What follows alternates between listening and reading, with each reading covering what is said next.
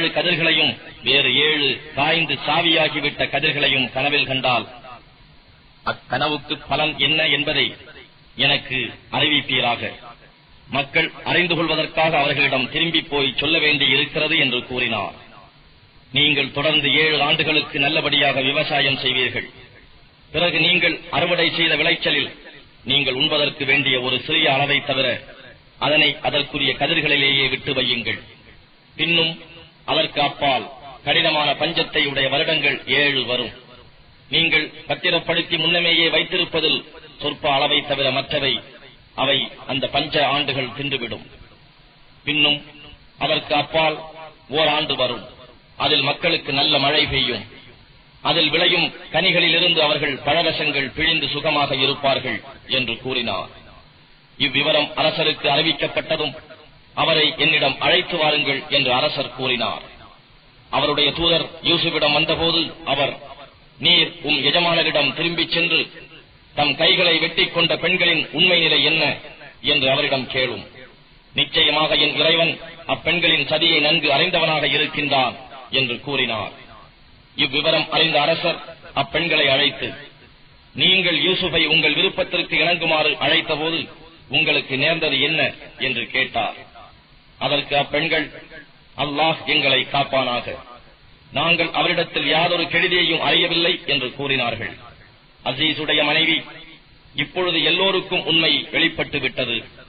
நான் தான் இவரை என் விருப்பத்திற்கு இணங்குமாறு வற்புறுத்தினேன். ஆனால் நிச்சயமாக அவர் உண்மையாளர்களில் உள்ளவர் என்று கூறினாள். அப்பொழுது யூசுப் கூறினார், இவர்கள் தண்டிக்கப்பட வேண்டும் என்பது கருத்தல்ல.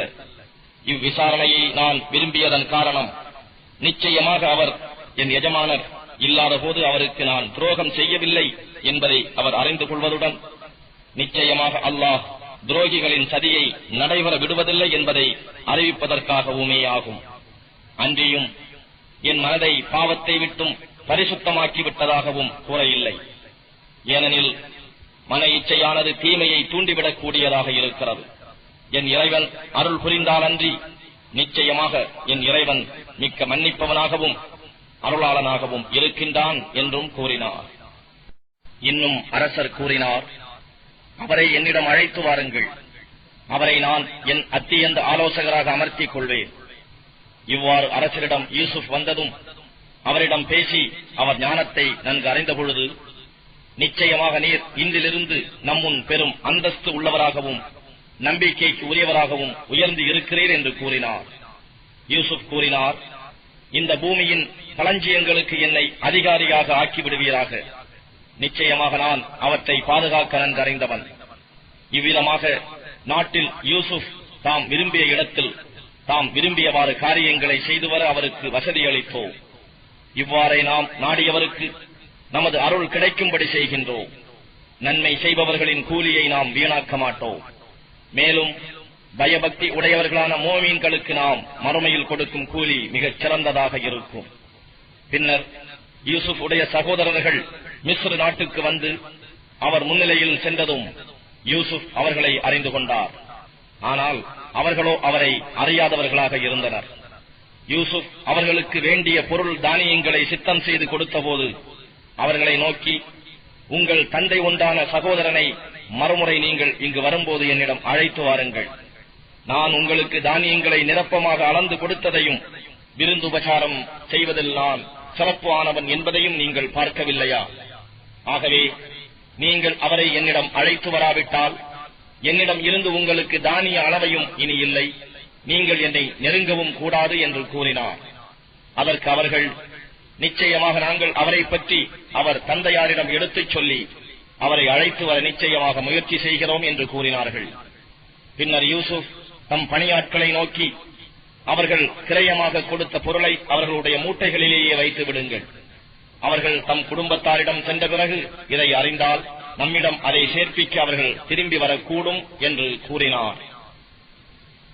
அவர்கள் தம் தந்தையாரிடம் திரும்பிய போது அவரை நோக்கி, எங்கள் தந்தையே, நாங்கள் நம் சகோதரரை அழைத்துச் செல்லாவிட்டால் நமக்கு தானியம் அளந்து கொடுப்பது தடுக்கப்பட்டுவிடும்.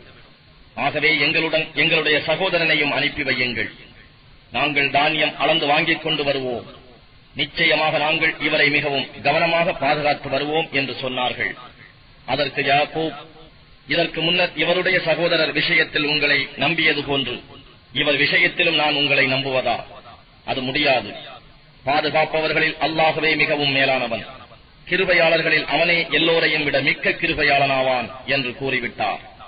அவர்கள் தங்கள் சாமான் மூட்டைகளை அவிழ்த்தபோது அவர்களுடைய கிரையப் பொருள் யாவும் அவர்களிடம் திருப்பப்பட்டிருப்பதை கண்டார்கள். அவர்கள், எங்கள் தந்தையே, இதற்கு மேல் நாம் எதை தேடுவோம்? இதோ நம்முடைய கிரையப் பொருள் நம்மிடமே திருப்பப்பட்டு விட்டன. ஆகவே நம் குடும்பத்துக்கு வேண்டிய தானியங்களை நாங்கள் வாங்கி வருவோம். எங்கள் சகோதரரையும் நாங்கள் பாதுகாத்துக் கொள்வோம். மேலும் அவருக்காக ஓர் ஒட்டகை சுமை தானியத்தை அதிகமாக கொண்டு வருவோம். இது சொற்ப அளவு தானியம்தான் என்று கூறினார்கள். அதற்கு யாக்கூப், உங்கள் யாவரையுமே ஏதாவது ஒரு ஆபத்து சூழ்ந்து உங்களை சக்தியற்றவர்களாக ஆக்கிக் கொண்டால் அன்றி நிச்சயமாக நீங்கள் அவரை என்னிடம் கொண்டு வருவீர்கள் என்று அல்லாஹுவின் மீது நீங்கள் எனக்கு சத்தியம் செய்து வாக்குறுதி கொடுத்தால் அன்றி நான் அவரை உங்களுடன் அனுப்பவே மாட்டேன் என்று கூறினார். அவர்கள் அவ்வாறு அவருக்கு சத்தியம் செய்து வாக்குறுதி கொடுத்ததும் அவர், நாம் பேசிக் கொண்டதற்கு அல்லாஹ்வே காவலனாக இருக்கின்றான் என்று கூறினார்.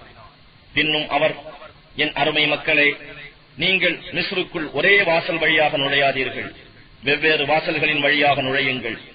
அல்லாஹுவின் விதிகளில் யார் ஒன்றையும் நான் உங்களை விட்டு தடுத்துவிட முடியாது. ஏனென்றால் அதிகாரமெல்லாம் அல்லாஹுவுக்கே அன்றி வேறு எவருக்கும் இல்லை. அவன் மீதே நான் முழுமையாக நம்பிக்கை கொண்டுள்ளேன். எனவே முழுமையாக நம்பிக்கை வைப்பவர்கள் அவன் மீதே முழு நம்பிக்கை வைப்பார்களாக என்று கூறினார்.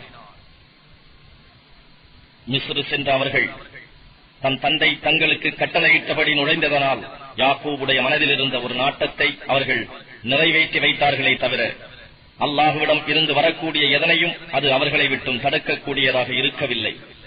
நாம் அவருக்கு அறிவித்துக் கொடுத்தவற்றில் நிச்சயமாக அவர் அறிவு தேர்ச்சி பெற்றவராக இருக்கின்றார்.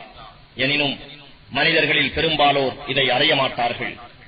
பின்னர் அவர்கள் யாவரும் யூசுஃபின் பால் பிரவேசித்த போது அவர் தம் சகோதரன் புன்யாமீனை தம்முடன் அமரச் செய்து, நிச்சயமாக நான் உம்முடைய சகோதரன் யூசுப், அவர்கள் எனக்கு செய்தவை பற்றியெல்லாம் விசாரப்படாதீர் என்று ரகசியமாக கூறினார்.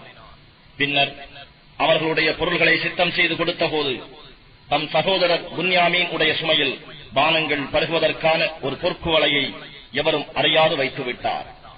அவர்கள் புறப்பட்டு செல்லலானதும் அரசாங்க அறிவிப்பாளர் ஒருவர், ஓ ஒட்டக கூட்டத்தார்களே, நிச்சயமாக நீங்கள் திருடர்களே என்று கூவினர்.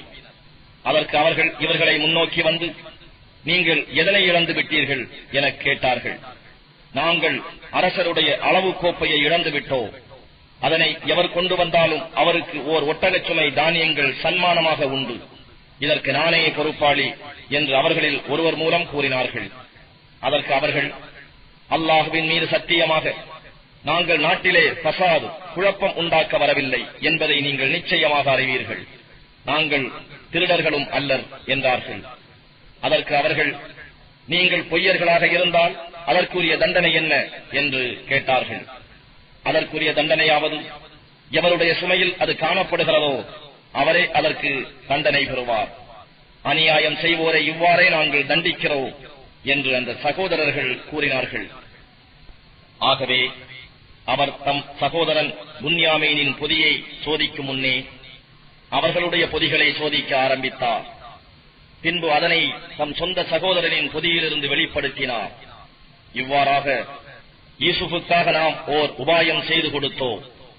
அல்லாஹ் நாடினாலன்றி அவர் தம் சகோதரனை எடுத்துக்கொள்ள அரசரின் சட்டப்படி இயலாதிருந்தார். நாம் நாடியவர்களின் பதவிகளை நாம் உயர்த்துகின்றோம். கல்வி அறிவுடைய ஒவ்வொருவருக்கும் மேலான அறிந்த ஒருவன் இருக்கவே செய்கின்றான். அப்போது அவர்கள், இவன் அதை திருடியிருந்தால் இவனுடைய சகோதரன் யூசுஃபும் முன்னால் நிச்சயமாக திருடியே இருப்பான் என்று தங்களுக்குள் கூறிக்கொண்டார்கள். இச்செய்திகளை செவியேற்றும் அவற்றை வெளியிடாத யூசுப் தம் மனத்துக்குள் மறைத்து வைத்துக் கொண்டார். அவர், நீங்கள் தரத்தில் இன்னும் தீயவர்கள், இவர் சகோதரரும் திருடி இருப்பார் என்று நீங்கள் வர்ணிக்கிறீர்களே, அதை அல்லாஹ் நன்றாக அறிவான் என்று தமக்குள்ளே சொல்லிக் கொண்டார். அவர்கள் யூசுஃபை நோக்கி, இந்நாட்டின் அதிபதி அசீசே, நிச்சயமாக இவருக்கு முதிர்ச்சி அடைந்துள்ள வயோதிக தந்தை இருக்கிறார். எனவே அவருடைய இடத்தில் எங்களில் ஒருவரை நீர் எடுத்துக் கொள்ளும். நிச்சயமாக நாங்கள் உம்மை பரோபகாரம் செய்வோரில் ஒருவராகவே காண்கிறோம் என்று கூறினார்கள். அதற்கு அவர், எங்கள் பொருளை எவரிடம் நாங்கள் கண்டோமோ அவரை அன்றி வேறு ஒருவரை எடுத்துக் கொள்வதில் இருந்து அல்லாஹ் காப்பாற்றுவானாக. அப்படி செய்தால் நிச்சயமாக நாங்கள் அநியாயக்காரர்களாகி விடுவோம் என்று கூறினார். எனவே அவரிடம் அவர்கள் நம்பிக்கை இழந்துவிடவே அவர்கள் தமக்குள் தனித்து ஆலோசனை செய்தார்கள். அவர்களுள் பெரியவர் சொன்னார், நிச்சயமாக உங்களுடைய தந்தை உங்களிடம் இருந்து அல்லாஹுவின் மீது ஆணையிட்டு வாக்குறுதி வாங்கியிருக்கிறார் என்பதையும், முன்னர் யூசுப் சம்பந்தமாக நீங்கள் பெருங்குறை செய்து விட்டீர்கள் என்பதையும் நீங்கள் அறியவில்லையா? ஆகவே என் தந்தை எனக்கு அனுமதி அளிக்கும் வரை அல்லது அல்லாஹ் எனக்கு இது பற்றி ஏதாவது தீர்ப்பு செய்யும் வரை நான் இந்த பூமியை விட்டு ஒருபோதும் அகலவே மாட்டேன். தீர்ப்பளிப்போரில் அவன்தான் மிகவும் மேலானவன். ஆகவே நீங்கள் உங்கள் தந்தையாரிடம் திரும்பிச் சென்று, எங்களுடைய தந்தையே, உங்கள் மகன் நிச்சயமாக திருடியிருக்கிறான். நாங்கள் நேரில் அறிந்ததை தவிர திருடியதை நாங்கள் பார்க்கவில்லை. மேலும் நாங்கள் மறைவானவற்றின் காவலர்களாகவும் இருக்கவில்லை என்று கூறுங்கள்.